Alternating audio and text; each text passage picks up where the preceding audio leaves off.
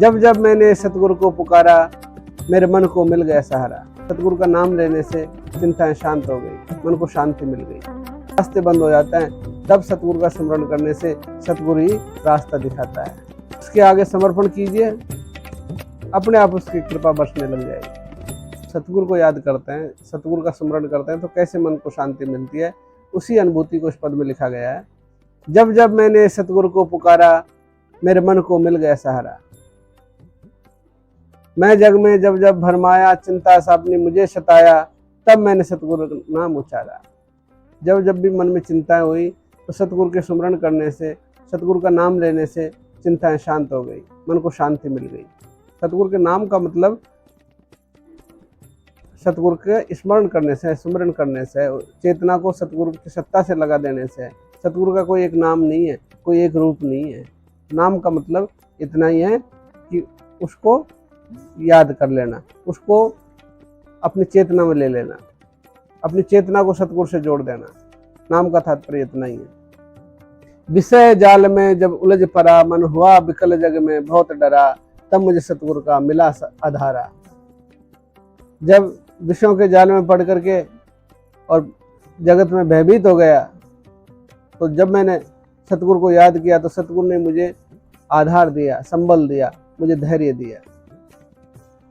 भावों के भवसागर में उठा द्वंद, मेरे सब रास्ते जब हो गए बंद, तब तब सतगुरु ने दुलारा। और जब भावों के भवसागर में उलझ करके जीव के सब रास्ते बंद हो जाते हैं, तब सतगुरु का स्मरण करने से सतगुरु ही रास्ता दिखाता है, उसकी कृपा ही रास्ता दिखाती है। जब मोह माया ने मुझ पर डाला डेरा, विषय भंवर का जाल का पड़ गया घेरा, तब तब सतगुरु ने आन उबारा। और जब माया के जाल में फंसा, तब सतगुरु के स्मरण से ही उस माया के जाल से बाहर आ पाया। सतगुरु जैसा कोई नहीं दूजा, मैंने हृदय में जाना भक्ति नहीं पूजा, फिर भी सतगुरु का प्यारा। सतगुरु ऐसा है कि मैंने ये हृदय में अनुभव करके देखा है, कोई भक्ति और पूजा से सतगुरु प्रसन्न होता है ऐसा भी नहीं है। वो तो हो ही जाता है, उससे जब जुड़ जाता है, उसके प्रति जब समर्पण का भाव आ जाता है, तत्क्षण ही वो प्रसन्न हो जाता है। इसलिए सतगुरु के समान और दूसरा कोई नहीं है। सतगुरु को ध्यान रखना कोई व्यक्ति नहीं है, सतगुरु सत्ता है। सतगुरु के गुरुत्वाकर्षण से इस सृष्टि में तारतम्य बना हुआ है।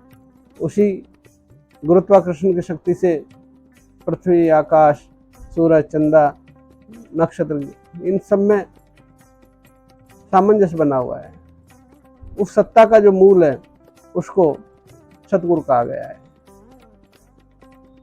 तो सतगुरु जैसा और कोई नहीं हो सकता है। बस आप उसका स्मरण कीजिए, उसके आगे समर्पण कीजिए, अपने आप उसकी कृपा बरसने लग जाएगी।